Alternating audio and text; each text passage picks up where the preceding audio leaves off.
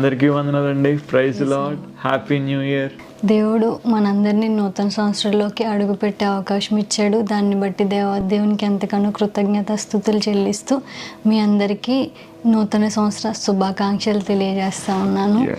ఈ సంవత్సరం అంతా కూడా మీ అందరికీ ఆశీర్వాదకరంగా, ఆత్మీయంగాను అన్ని విషయాల్లో ఆశీర్వాదకరంగా ఉండాలని మేము ప్రార్థిస్తూ ఉన్నాము. దేవుడు ఈ నూతన సంవత్సరంలో మనకి దయచేబోతున్న వాగ్దానపూర్వకమైన వాక్యాన్ని చూసుకుందాం. సమూయేలు మొదటి గ్రంథం 7వ అధ్యాయము 12వ వచనం. అప్పుడు సమూయేలు ఒక రాయిని తీసి మిస్పాకును షేనుకును మధ్య దాన్ని నిలిపి, ఇంతవరకు యెహోవా మనకు సహాయం చేసినని చెప్పి దానికి ఎబెనేజరు అని పేరు పెట్టెను. ఇక్కడ సమూయేలు చేసిన విషయాన్ని కనుక మనం గమనిస్తే, సమూయేలు ఏం చేశాడంటే తన ప్రయాణాన్ని మొదలుపెట్టాడు. తన ప్రయాణపు మధ్య భాగంలో సమూయేలు ఏం చేశాడంటే షేనుకును మిస్పాకును మధ్య ఒక రాయి నిలబెట్టి దానికి ఎబెనేజర్ అని పేరు పెట్టాడు. ఎబెనేజరు అంటే మనందరికీ తెలిసిందే, సహాయపు రాయి.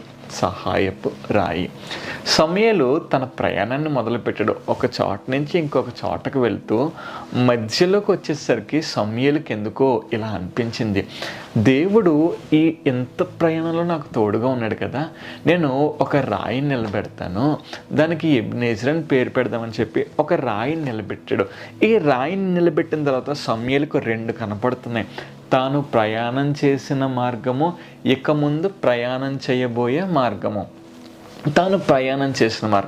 ఇప్పుడు మనం కూడా ఏం చేయాలో చెప్పనండి, ఈ 2026లో ఈ జనవరి 1న ఒక ఎబెనేజర్ను మనం నిలబెట్టుకొని మనం ఏం చూడాలో చెప్పనా, ఇంతకుముందు మనము చేసిన ప్రయాణాన్ని చూడాలి, ఇక ముందు మనం చేయబోయే ప్రయాణం చూడాలి. సమూయేలు ఒక చోట నుంచి ఇంకొక చోటకి మధ్య భాగంలోనికి వచ్చేసాడు. తన ప్రయాణము ఈ మధ్య భాగంలోనికి వచ్చేసేంత వరకు సులువుగా అయిపోయిందా, హ్యాపీగా అయిపోయిందా? ఒక్కొక్కసారి మంచి రోడ్లో ప్రయాణం చేసి ఉండొచ్చు, ఒక్కొక్కసారి గొతుకుల రోడ్లో, ఒక్కొక్కసారి స్పీడ్ బ్రేకర్స్ అడ్డొచ్చేసి ఉండొచ్చు. మన జీవితం కూడా అంతే కదా. 2025లో ఆనందం ఉంది, బాధ ఉంది, కన్నీరు ఉంది, సంతోషం ఉంది, అన్నీ ఉన్నాయి. దేవుడే అంటాడు కదండి, బ్రతుకు బండికి సుఖ దుఃఖాలే చక్రాలు. దేవుడు సుఖాన్ని దుఃఖాన్ని జతపరిచాడు. మన జీవితంలో సుఖము ఉంటుంది, అట్ ద సేమ్ టైం కష్టం కూడా ఉంటుంది, బాధ కూడా ఉంటుంది. కానీ కామన్ థింగ్ ఏంటో చెప్పనండి, సుఖంగా ఉన్నప్పుడు దేవుడు మనకు తోడుగా ఉంటాడు, కష్టం వచ్చినప్పుడు దేవుడు మనకు తోడుగా ఉంటాడు, ఆనందంలో తోడుగా ఉంటాడు, బాధలో తోడుగా ఉంటాడు, నవ్వులో తోడుగా ఉంటాడు, కన్నీరులో కూడా ఆయన మన తోడుండి మన జీవితంలో ఆనందాన్ని ఇస్తాడు. ఇప్పుడు మనం ఏం చేయాలో చెప్పనండి, ఒక స్తుతి ధ్వజాన్ని నిలబెట్టాలి. ఎబెనేజరు అంటే ఒక సహాయపు రాయి. ఒక స్తుతి ధ్వజాన్ని నిలబెట్టి గత సంవత్సరంలో మనం చేసిన ప్రయాణాన్ని చూడాలి. ఎన్ని కష్టాలు ప్రభువా గత సంవత్సరంలో, ఎన్ని బాధలు, ఎన్ని ఆనందాలు, నువ్వు అన్నిట్లో నాకు తోడుగా ఉన్నావంటే ఇక ముందు నేను చేయబోయే ప్రయాణంలో కూడా నువ్వు నాకు తోడుగా ఉండబోతున్నావు. నేను నమ్ముతున్నాను ఈ 2025 నుంచి నువ్వు నన్ను 2026కి తీసుకొచ్చావంటే ఇంతవరకు తోడున్నావు, ఇక ముందు కూడా నువ్వు నాకు తోడుగా ఉండబోతున్నావు. సమూయేలు అదే చేసిరండి, ఎంతవరకు నా ప్రయాణంలో తోడుగా ఉన్నావు, ఇక ముందు కూడా నువ్వే నాకు తోడు అని నమ్మాడు. 2025 వరకు కాపాడిన దేవుడు ఈ 2026వ సంవత్సరంలో 12 నెలల ప్రయాణంలో దేవుడు మనకి తోడుగా ఉండబోతున్నాడు. ఎందుకంటే ఆయన ఎబెనేజర్. ఇంతవరకు తీసుకొచ్చాడంటే ఇక ముందు కూడా మనల్ని ఆయనే ఎబెనేజర్గా ఉండి నడిపించబోతూ ఉన్నాడు. ఈ 2026 అంతా ఇంత దాకా తీసుకొచ్చిన దేవుడు ఇక ముందు కూడా తీసుకెళ్తాడు. అంటే ఇప్పటి వరకు లాస్ట్ ఇయర్ వరకు కావచ్చు, లాస్ట్ ఇయర్ అంతా కూడా కావచ్చు, చాలా శ్రమలు పడే ఉంటాం, చాలా కష్టాలు అనుభవించే ఉంటాం. ఒక్కొక్కసారి మన ప్రయాణంలో మధ్యలో అలా ఆగి ఒక్కసారి మనం చేసిన ప్రయాణం అంతా ఒక్కసారి చూసుకుంటే ఒక్కొక్కసారి మనకి డౌట్ వస్తూ ఉంటుంది, ఒక్కొక్కసారి మనకి అనుమానం వచ్చేస్తూ ఉంటుంది, ఒక్కొక్కసారి మనకి ఇదేంటి ఇంత దారుణంగా ఉందంటే ఇవన్నీ నిజమేనా, నేను అసలు ఉన్నానా, చనిపోవాలనిపిస్తూ ఉంటుంది. ఎంత ప్రయాణంలో కూడా ఒక్కొక్కసారి ఆగితే, అంటే మన ప్రయాణం ఎంతో కష్టంతో కూడింది, కానీ ఆ కష్టంతో కూడిందైనా అంత దాకా తీసుకొచ్చిన దేవుడు ఇక ముందు కూడా తీసుకెళ్తాడు.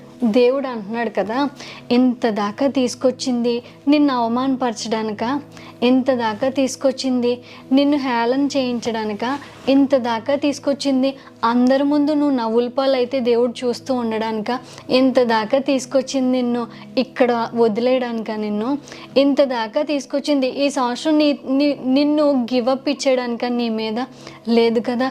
ఇంత దాకా తీసుకొచ్చిన దేవుడు ఇక ముందు కూడా తీసుకెళ్తాడు, ఇక ముందు కూడా నేను నడిపించుకుంటాడు. ఎలాంటి సమస్య అయినా, ఎలాంటి పరిస్థితిలో నువ్వు ఉన్నా ఒక్కటి గుర్తుపెట్టుకో, అవమానపరిచే దేవుడు కాదు నువ్వు నమ్ముకుంది. నిన్ను అందరి ముందు నవ్వుల పాలు చేసే దేవుడిని కాదు నువ్వు ప్రార్థన చేస్తూ ఉంది. నువ్వు నమ్ముకొని ప్రార్థన చేస్తున్న దేవుడు ఎలాంటి పరిస్థితినైనా ఆయనకు అనుకూలంగా మార్చి అవమానానికి ప్రతిగా ఘనతనిచ్చే దేవుడు, నిందకు ప్రతిగా ఆనందాన్ని ఇచ్చే దేవుడు. ఎలాంటి పరిస్థితి అయినా కన్నీటిలో ఉన్నావేమో ఆ కన్నీటిని, దుఃఖాన్ని సంతోషంగా మార్చే దేవుడికి నువ్వు ప్రార్థన చేస్తూ ఉన్నావు. ఆయన నిన్ను ఈ మధ్య ప్రయాణంలోనే నేను చేయి విడిచిపెట్టేసే వాడు కాదు, నమ్మకమైన దేవుడు. ఎలాంటి పరిస్థితుల్లో అయినా నువ్వు నమ్మడానికి సరిపోయే దేవుడు, నమ్మదగిన దేవుడు నమ్ముకుంటూ ఉన్నాం మనం. కాబట్టి అధైర్యపడొద్దు.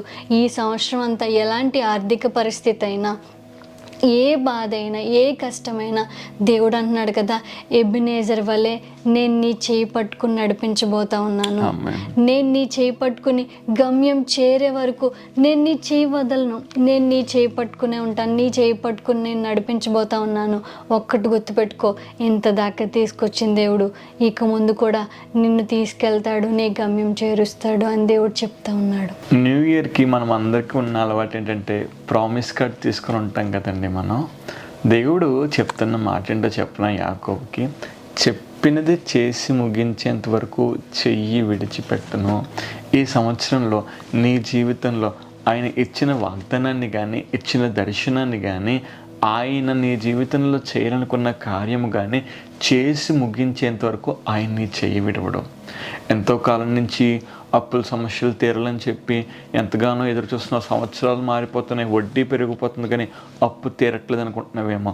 లేదు, దేవుణ్ణి చేయి పట్టుకున్నాడు, నిన్ను నడిపిస్తాడు. ఒక దినాన్న సులువుగా, చాలా ఈజీగా, ఎలా తీరిపోయిందో తెలియనట్టుగా నీ అప్పు దేవుడు తీర్చబోతున్నాడు. నా బిడ్డకి ఎప్పుడు వివాహం అవుతుంది, ఎంతకాలం నుంచి ఎదురు చూస్తున్నాను అనుకుంటున్నామేమో, ఎబినేజర్ నీకు సహాయం చేయబోతున్నాడు. ప్రభువా, అనారోగ్య సమస్యల్లో ఉన్నానయ్యా, ఏ డాక్టర్ దగ్గరికి వెళ్ళినా స్కాన్ రిపోర్ట్స్ చూసి వాళ్ళు నెగిటివ్గా చెప్తున్నారు, నెగిటివ్గా చెప్పినా సరే సహాయం చేసే ఎబినేజర్ నీకు తోడుగా ఉన్నాడు.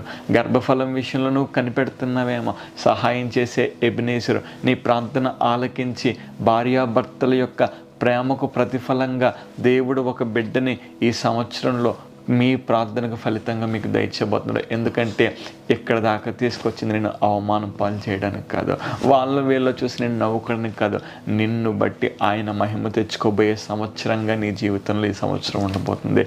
నీవు నమ్ము, నీవు విశ్వసించు, బలసూచకమైన కార్యంలో ఈ సంవత్సరంలో ఆయన నీ జీవితంలో జరిగించబోతున్నాడు. ఎబినేజర్ను నిలబెట్టండి, స్తుతించుకోండి.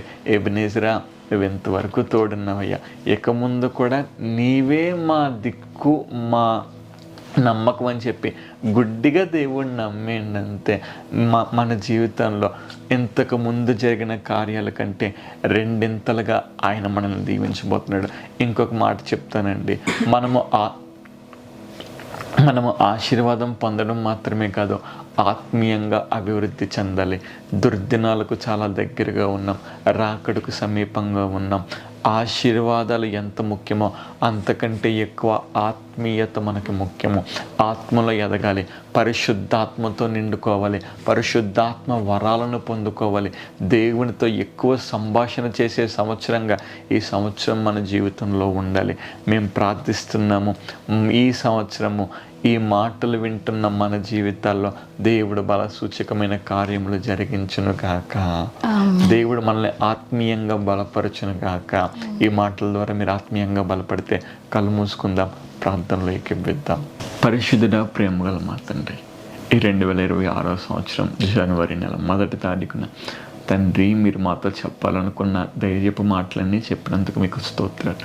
ఈ మాటలు మా జీవితంలో ఫలింపులను తీసుకురండి. ఈ 2026 సంవత్సరము ఆత్మీయ ఆశీర్వాదాలతో అయ్యా ప్రభువా తండ్రి మేము ఆనందించే సంవత్సరంగా దీన్ని మార్చండి. ఒక తీర్మానము కలిగి బ్రతికే కృపను తెచ్చండి. ఈ సంవత్సరం అంతా నీ కృప మాతో ఉంచుతున్నందుకు, ఎబెనేజర్గా మాకు సహాయం చేస్తున్నందుకు నీకు వందనాలు చెల్లించచ్చు. యేసు నామమున అడిగి పెట్టుకుని ప్రార్థన చేయుచున్నాం పరమ తండ్రి, ఆమేన్.